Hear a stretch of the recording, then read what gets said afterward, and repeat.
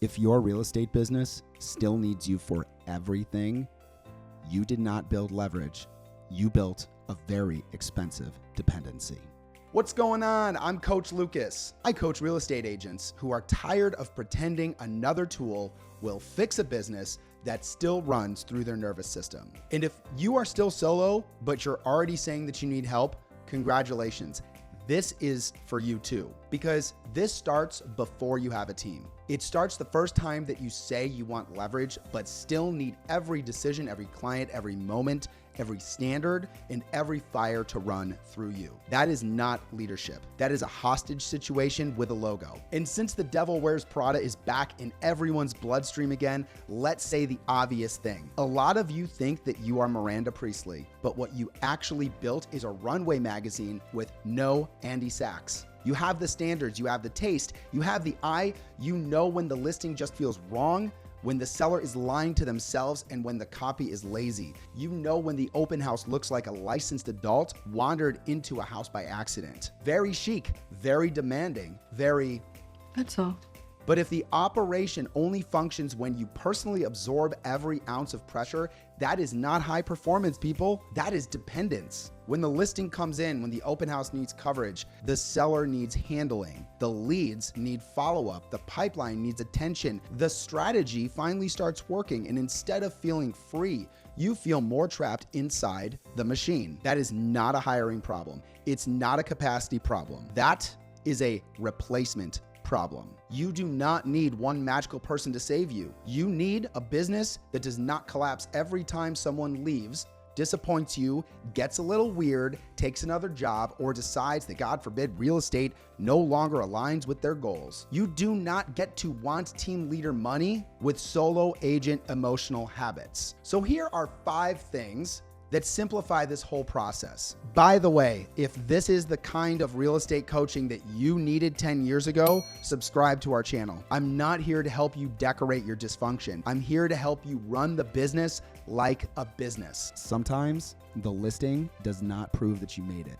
Sometimes the listing proves that you built a business held together by taste, panic, and your own overfunctioning. See, that's the part that nobody wants to admit. You finally get the listing from the farm. The follow-up actually worked. The long game worked. The thing you said you were going to do actually became real. Great, congratulations. The strategy is alive. The seller said yes, and the farm coughed up a listing. Everybody clapped for the strategies that stopped being a withholding little bitch. But now the house needs to be launched. The photography, the prep, seller communication, the open house, lead capture, follow-up, client experience, all the tiny live moments where the business stops being a cute business plan and becomes a living animal with teeth. And then it hits you. There is no one beside you, not in the poetic way, not in the I'm a lonely visionary type of way. I mean, literally, no one useful standing there when the work gets real. You may have people around the business. You might have admin support. You might have some teammates, someone kind enough to actually drive 2 hours in a pinch, which is generous, and also the operational equivalent of taping a lawn chair to a moving car, but you do not have the person who can stand next to you in the actual field of play. That is what the win exposes. The strategy worked, the opportunity is here, the listing is real, and the missing person is no longer some future concern that you can mutter about during a coaching call. It's standing at the front door of an open house asking you, so is anyone else working today, or are we all just enjoying the vibes? The win did not create the problem. The win made your denial look fucking stupid. You do not want a hiring process.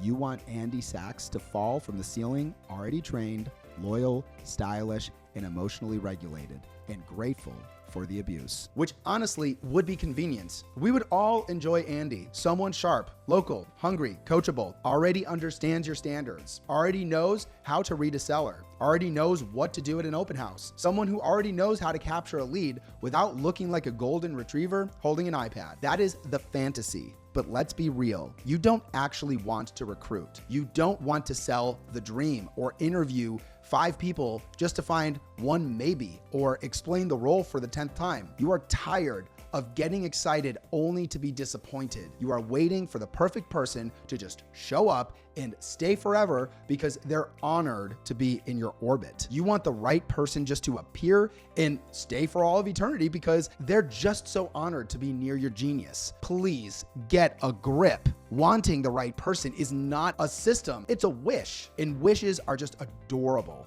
until you start running payroll off of them like a crazy person. That is where team leaders get slippery. They say, I just need the right person. No, you need to stop behaving like the right person is a once in a lifetime event. What you need is a method to keep finding the right person over and over again. Those two things are not the same sentence. The first one is romance. The other one is leadership. People leave, people change, people burn out, people take safer jobs. They move, they discover that they hate real estate. People discover they hate working for someone who says, we're like a family, and then forgets to define the job. The point is not to find the person who never leaves. The point is to stop building a business that has a full emotional collapse every time someone updates their LinkedIn. Nobody can do it like me might be true. It might also be the sentence that is ruining your life. Let's not do fake humility, please. Some of you do have high standards. You notice things. You care about the feel of a listing, the handling of the seller, the quality of the follow-ups. You know the difference between the buttoned up open house and the two licensed adults that just accidentally wander into the property while looking for brunch. Good. You keep those standards. The industry is already allergic enough to taste, but I'm begging you, stop using your standards as a permission slip to be the only functional adult in the business. That is where this gets pathetic. The whole, no one can do it like me. That might be true today, fine. But if your conclusion is, so I guess I'll just keep carrying every live moment of this business until I become a bitter little goblin in a blazer, that is not excellence. That is control with better looking shoes. And control is expensive. It costs you weekends. It costs you speed. It costs you margin. It costs you thinking space. It costs you the ability to be at one family event without mentally managing a listing, a lockbox, a seller,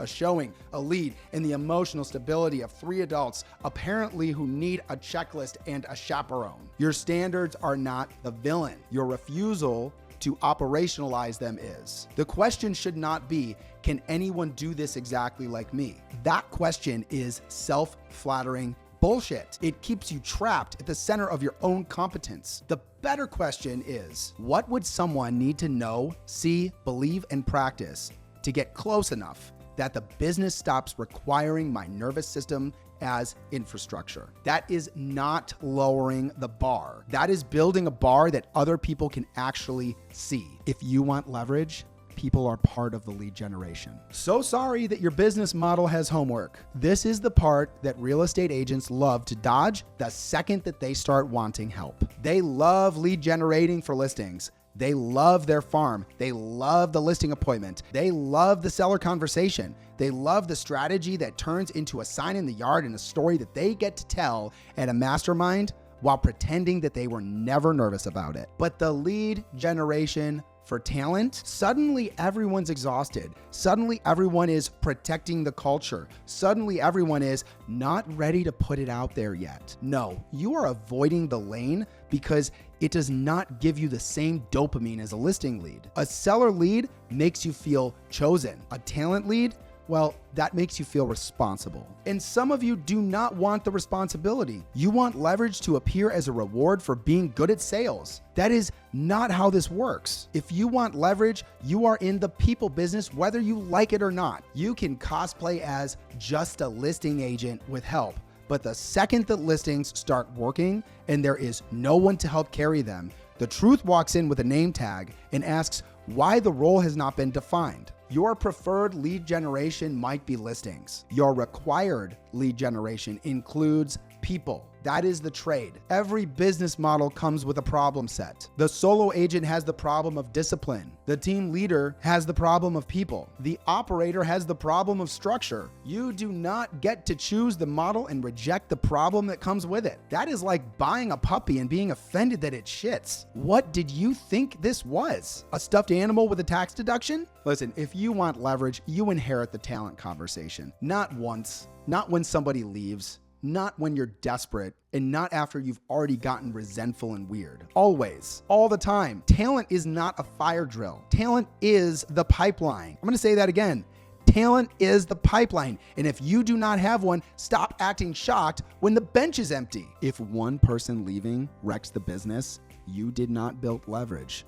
You built a single point of failure. That is the reframe. Most leaders are still trying to build emotional safety around one person staying forever. That is not a business plan. That is codependency with a paycheck. You need the role to be real before the person appears. You need the opportunity to be clear before you are desperate. You need the story of the business to be sellable before the calendar is on fire. And you need to know what this person gets, what they learn, what they earn, what they become, and why the opportunity is worth the uncertainty. Because if all you can sell is stability, you are in trouble. Most growth roles are not stable at the beginning. What they are is opportunity. And if you cannot articulate the opportunity, you do not have a talent problem. You have a leadership clarity problem. This is why I can't promise them deals.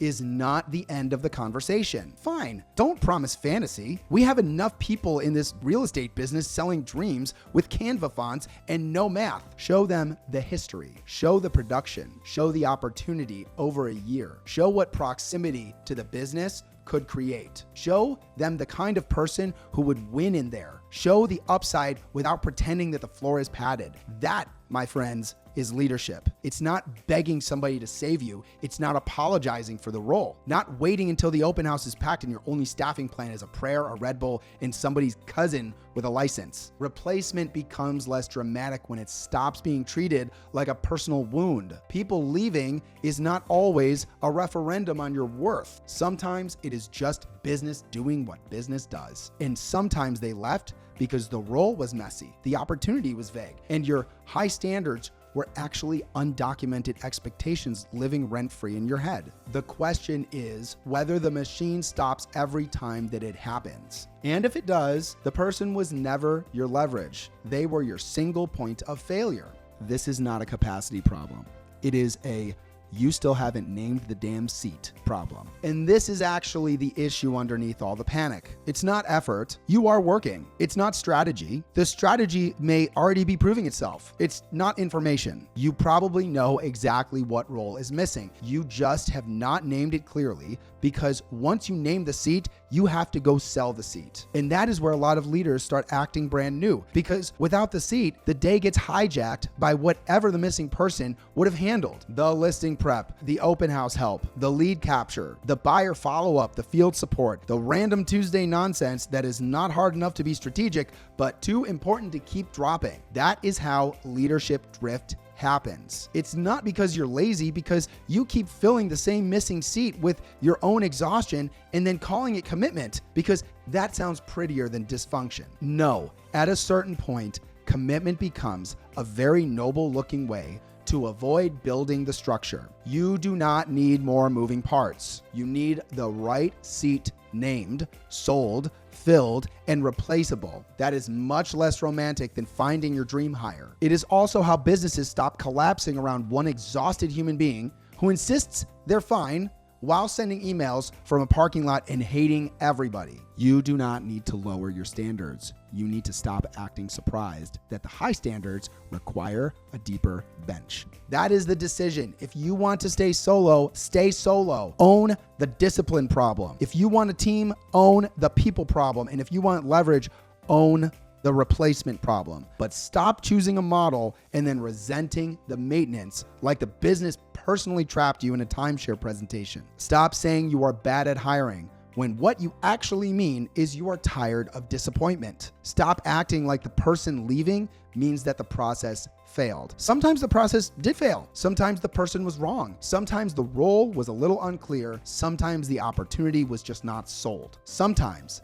the standards were real. And sometimes you quit too soon. That is the uncomfortable part. The business may already be telling you what it needs next. Not with a vision board, not with a breakthrough idea, not with another strategy session with 7 markers and a wall full of sticky notes. It's through pressure. It's through the listing that needs another person. It's through the open house that cannot be handled well by just you. It's through the weekend that just disappeared because nobody else can carry the live work. It's through the win that should feel like freedom, but instead feels like exposure. That is not proof that you are failing. That might be proof that the strategy worked. And now the business is asking whether you are willing to build a replacement process that can carry it. Not the perfect person, but the process. And that is the part that leaders stop avoiding when they're finally done worshiping their own competence.